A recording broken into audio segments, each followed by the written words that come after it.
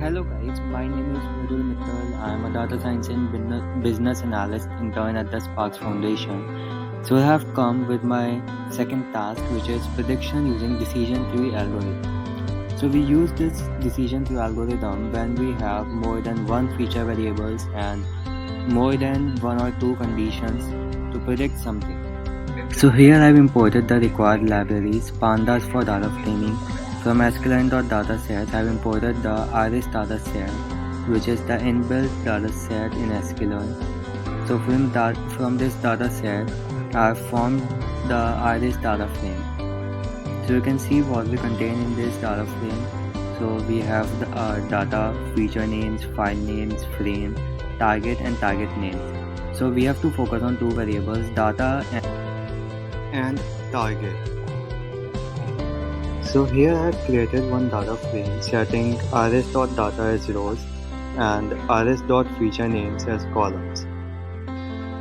So you can see below one array containing top 4 values of iris.data.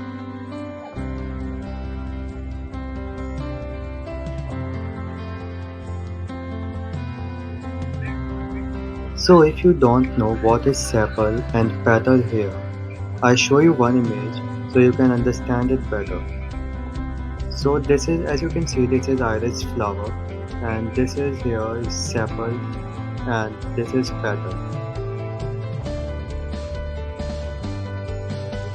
So on the target names we contain 3 character values, setosa, versicolor and virginica. As you know, training and testing data can only predict numerical values, so these character values can be converted to numerical values using label hole encoding. But we don't need it here, as we already contain one target data set which contains an array.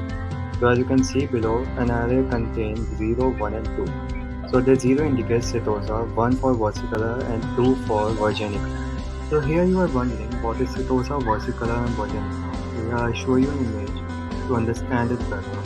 You can see here image of versicolor, virginica and setosa. So these are the 3 types of iris flower I have shown you in video before. Let's create decision tree algorithm. So here I have first import tree from sklearn. Here I have created our model from tree.decision tree classifier. Using model.fit, here I have trained the model.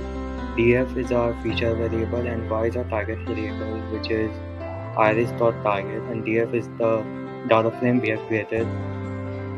And here you can see our model is 100% accurate. Now let's visualize our decision tree. Here I have used matplotlib as it is easy to understand. You can also use graphviz, but that is little complex as compared to matplotlib.